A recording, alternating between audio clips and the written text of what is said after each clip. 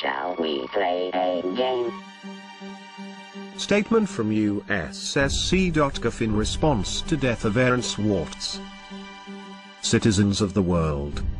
Anonymous has observed for some time now the trajectory of justice in the United States with growing concern. We have marked the departure of this system from the noble ideals in which it was born and enshrined. We have seen the erosion of due process, the dilution of constitutional rights, the usurpation of the rightful authority of courts by the discretion of prosecutors. We have seen how the law is wielded less and less to uphold justice, and more to exercise control, authority and power in the interests of oppression or personal gain. We have been watching, and waiting. 2 weeks ago today, a line was crossed. 2 weeks ago today, Aaron Swartz was killed. Killed because he faced an impossible choice. Killed because he was forced into playing a game he could not win, a twisted and distorted perversion of justice, a game where the only winning move was not to play. Anonymous immediately convened an emergency council to discuss our response to this tragedy. After much heavy-hearted discussion, the decision was upheld to engage the United States Department of Justice and its associated executive branches in a game of a similar nature, a game in which the only winning move is not to play. It hasn't learned. Is Earn going to make it play itself?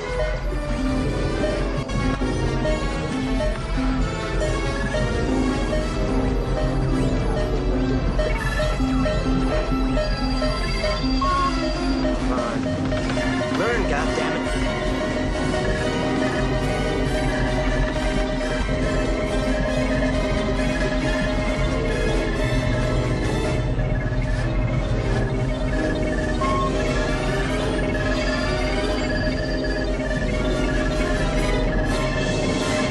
Greetings, Professor Falcon. Strange game. The only winning move is not to play.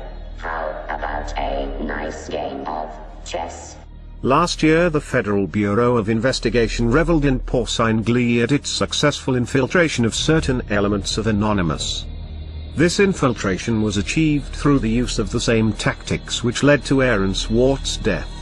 It would not have been possible were it not for the power of federal prosecutors to thoroughly destroy the lives of any hacktivists they apprehend through the very real threat of highly disproportionate sentencing. As a result of the FBI's infiltration and entrapment tactics, several more of our brethren now face similar disproportionate persecution.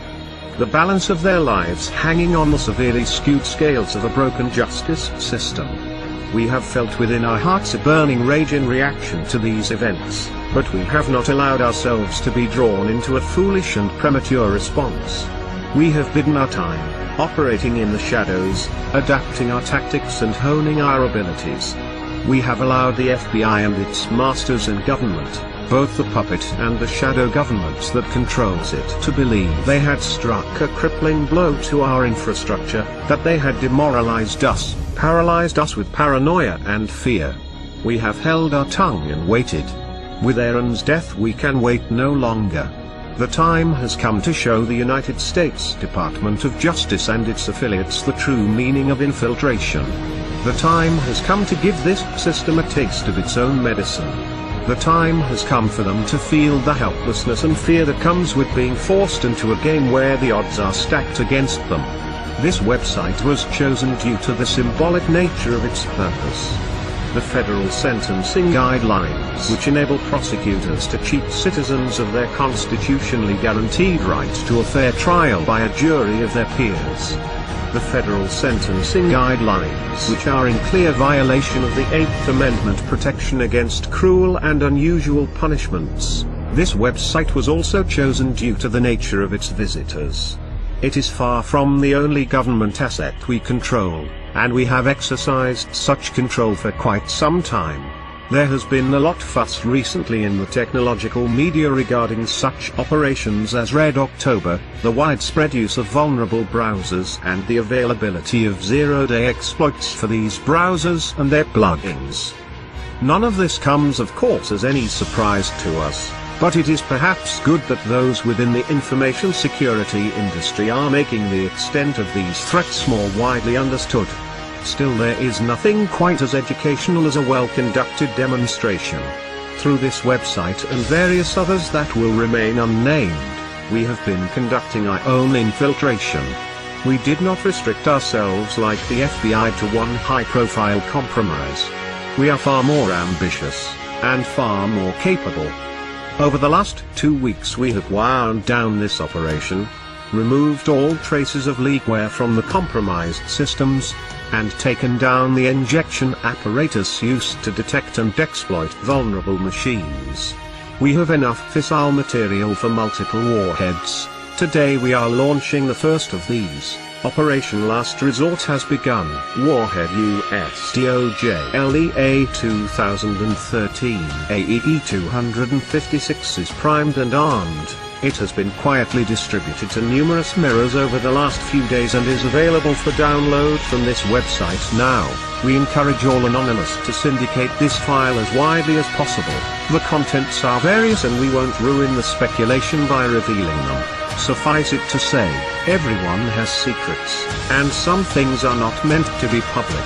At a regular interval commencing today, we will choose one media outlet and supply them with heavily redacted partial contents of the file. Any media outlets wishing to be eligible for this program must include within their reporting a means of secure communications. We have not taken this action lightly nor without consideration of the possible consequences, should we be forced to reveal the trigger key to this warhead. We understand that there will be collateral damage. We appreciate that many who work within the justice system believe in the principles that have been lost, corrupted, or abandoned, that they do not bear the full responsibility for the damages caused by their occupation. It is our hope that this warhead need never be detonated. However, in order for there to be a peaceful resolution to this crisis, certain things need to happen. There must be reform of outdated and poorly envisioned legislation written to be so broadly applied as to make a felony crime out of violation of terms of service, creating in effect vast swathes of crimes and allowing for selective punishment. There must be reform of mandatory minimum sentencing. There must be a return to proportionality of punishment with respect to actual harm caused, and consideration of motive and mens rea. The inalienable right to a presumption of innocence and the recourse to trial and possibility of exoneration must be returned to its sacred status and not gambled away by pre-trial bargaining in the face of overwhelming sentences, unaffordable justice and disfavorable odds. Laws must be upheld unselectively and not used as a weapon of government to make examples of those it deems threatening to its power. For good reason the statue of Lady Justice is blindfolded. No more should her innocence be besmirched, her scales tipped, nor her sword hand-guided. Furthermore, there must be a solemn commitment to freedom of the internet, this last great common space of humanity, and to the common ownership of information to further the common good. We do not expect to be negotiated with, we do not desire to be negotiated with. We understand that due to the actions we take, we exclude ourselves from the system within which solutions are found. There are others who serve that purpose. People far more respectable than us. People whose voices emerge from the light and not the shadows. These voices are already making clear the reforms that have been necessary for some time and are outright required now. It is these people that the justice system, the government, and law enforcement must engage with. Their voices are already ringing strong with a chorus of determined resolution. We demand only that this chorus is not ignored. We demand the government does not make the mistake of hoping that time will dampen its ringing, that they can ride out this wave of determination, that business as usual can continue after a sufficient period of lip service and back-patting. Not this time. This time there will be change, or there will be chaos.